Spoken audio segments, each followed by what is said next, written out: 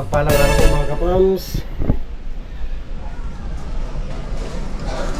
Dumating po sila Nanay Marita. Nasa labas po. Ano kaya ang kailangan nila Nanay Marita? Ano po? Tingnan po natin.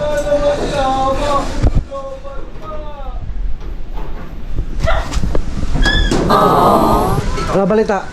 Napasyal kayo? Nakita ko yung vlog nyo sa kilado na. Pumunta kayo. Alis pala kayo. Oh, hapon na rin. Masabi mo, nag-aaral na si Jan. Nag-aaral, di mabuti.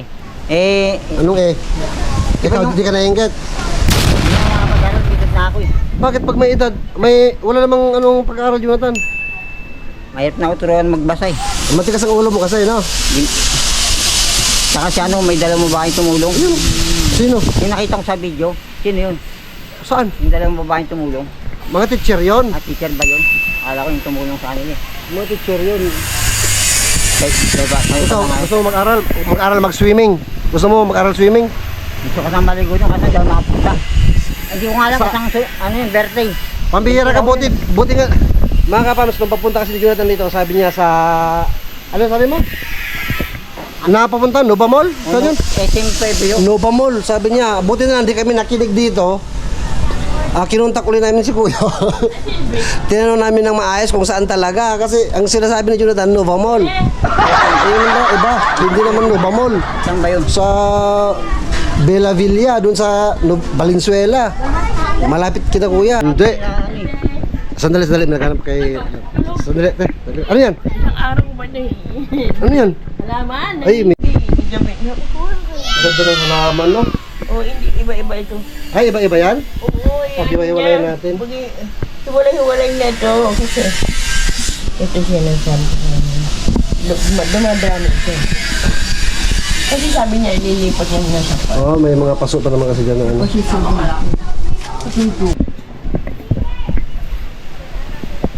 Ilang araw na naman yung damit mo? Tatlo ata eh. Apat.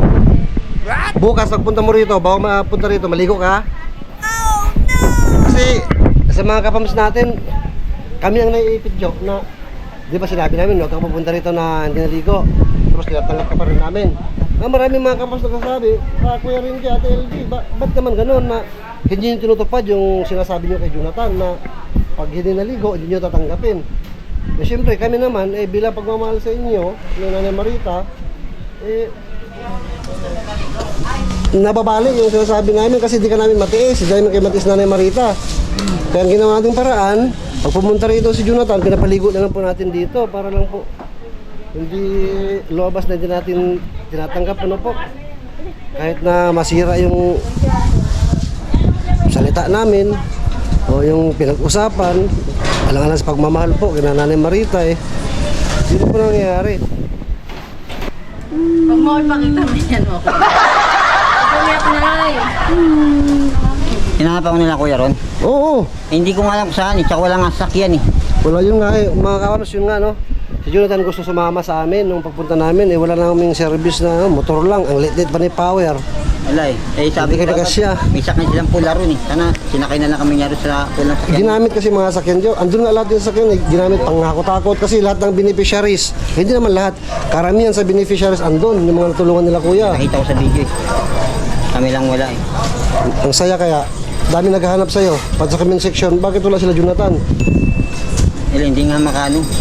Wala po kasi kaming service mga ka-fans. Pero nagpunta na kami doon kay Kuya. Yun nga ang problema rin na ano. Bant na. Although binigyan po sila ng pamasahe, hindi po alam ni Jonathan kung saan talaga. Hindi nagkaintindihan. Walang masakyan pa. Kaya kung nagpunta man po sila, wala. Makagastos lang po sila kasi iba yung mapupuntahan nila. Kasi yung pagpunta ni Jonathan dito, na sinabihan kami na ini-invite kayo ni Kuya kasi sinabihan din si Kuya na puntahan kami. Bukod pa rin sa nag-uusap naman talaga kami ni Kuya, iba po yung sinasabi niyang lugar. At saka nung time na yun, pumunta siya rito, hindi pa po namin alam yung lugar. Hindi pa namin napag-uusapan ni Kuya kung saan talaga mismong lugar. Kaya napag-alis ni Jonathan, na pag-usapan ulit namin nila Kuya kung saan talaga ang mismong lugar. Kaya iba po yung lugar na sinasabi ni Jonathan. Kaya nga po, kung nagpunta talaga si Nanay Marita at Jonathan, gagastos lang po sila pamasahe. Ano po? Doon pala sa Valenzuela yun. Yun nga rin ang alam ko kasi yun ang sinasabi mo sa amin, di ba? Sabi na to eh. Diyan daw sa mall eh. Hindi, iba yung pagkaintindi mo lang. Doon pala yun sa kanila eh. Layo pala eh. Dito kasi sa sinasabi niya mga kapams, Nova Mall yun. O eh, si Febrio. Oh, medyo may pagkasimilar sa ano sa Villa Villa, Doon pala yun sa ano, Valenzuela pala. Valenzuela yun. Malayo pala. Hindi nga rin namin alam yung first time namin napunta ano po. Sa napansin ko sa mga nakarang events ni Kuya, doon po talaga ginaganap. Kasi malapit din naman sa kanila yun. Medyo inuuban lang pero maganda po yung place. Nag-Google Maps lang po kami, Waze, kaya hanap po namin. Balak din namin pumunta sa inyo eh.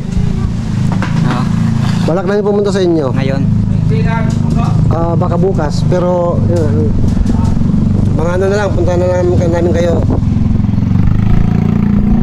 Gusto mo trabaho? Trabaho sana eh. Trabaho sana. O meron ba? Sa bahay nyo, pinturahan natin yung... Oo, kahit bukas na lang. Uy, ulan na. Isilong mo siya na yung marito dito. Dito, Jo. Hangin lang yan. Hindi naman talagang ulan. Dito ha. Dito. Igilid mo. Mahirap itulak yan. Di ba yung bago yan? Ito nga yun, parang mano na kasing gulong. Hey, atras mo konti. Atras mo. Pasok na yun tayo. Atras mo. Atras. Atras mo rito. Lab. Pasok sa'yo.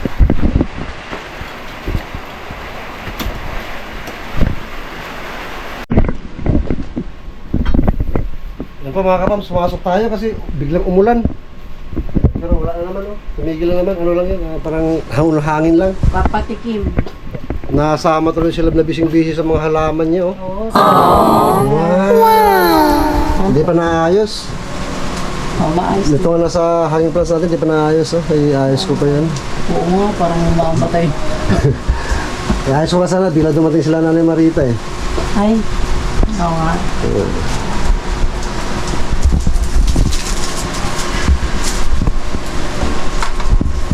Nanay, kamusta, Nay? Oo. Ganda pa rin. Ganda pa rin. Ano? Ganda yan. Ano yun, Jo? Upo ka muna dyan, upo ka, para magandang natin. Dito sa upuan taas, sige din lang, gusto mo?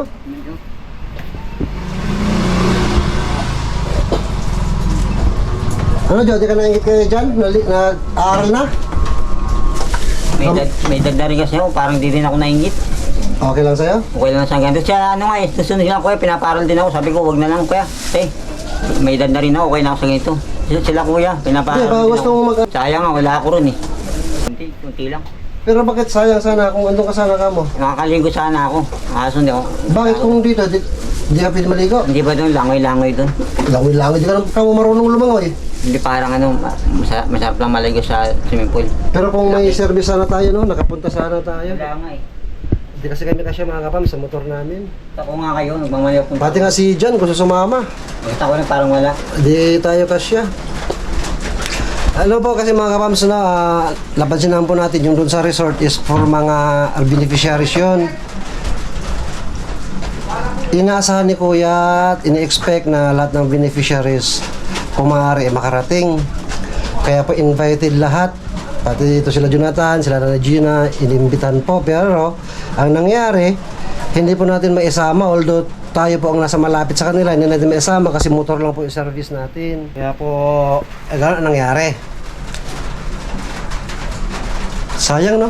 Nakikita nyo sana si Jonathan paano lumangoy. Pagkain doon, masarap. Parang pagkain, masarap. Gusto mo matuto?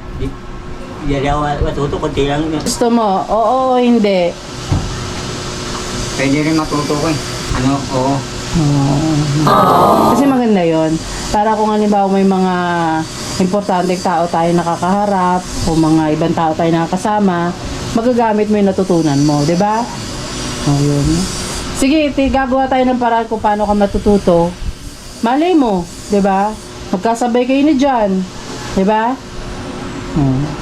Kahit yung bata yung gustong-gusto matuto eh. Di ba John? Ay, di ba Jonathan? Nalilito na ako sa inyong dalawa. Kaibigan mo si John? Yan. Kaibigan kayo? Yan ang aking putin. Oo. Ay, hindi, si John, yung anak ni Nanay Gina. Kunti lang. Magkakilala. Kunti lang. Pero hindi kayo magkaibigan pa. Pero maganda maging magkaibigan kayo. Ha? Kasi pagka, nagkasabay tayo dito sa bahay, Maganda yung pagsasama-sama.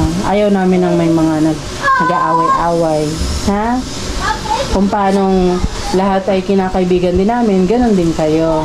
Kakaibiganin ninyo kung sino yung kaibigan din namin. Ayos ba yun, Kuya Jonathan? Hindi pala Kuya Jonathan, Baby Jonathan. Okay lang ba sa'yo, Baby Jonathan? Okay lang. Okay lang po. Okay lang po. Parang may kumakatok. Saan ba mga bata? Mga kapams, lumakas na po ang ulan. Grabe. Grabe pagkarinigan. Jo, may grocery pa kayo doon? Wala na rin. Ano na meron doon? Catfish na lang. Bigas, meron pa. Oo, meron pa. Gatas ni nanay. Wala na rin. Mga Lucky Me, noodles. Sardinas. Wala na kayo makain. Wala na. Punta na lang kayo ha? Kasi may lahad kasi kami mga kapams. Lakas ng ulan no, kaya po yung mga oras na yung ulan. Dito. Lakas.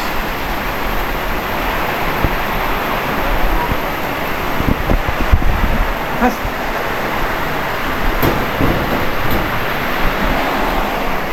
Paalis po kami, biglang dumating sila Nanay Marita, ano po, kaya medyo na ano, tsaka umulan din. Yan pa mga kapams, pa-uwi na sila Jonathan. Magpayong kayo ha? May payong naman kayo eh. Kapalaman yun. Buksan mo muna payong. Gulong. Anong gulong? Gulong. Natanggal. Sige, tulak natin. Yeah. Payong. Ano mo na payong si nanay?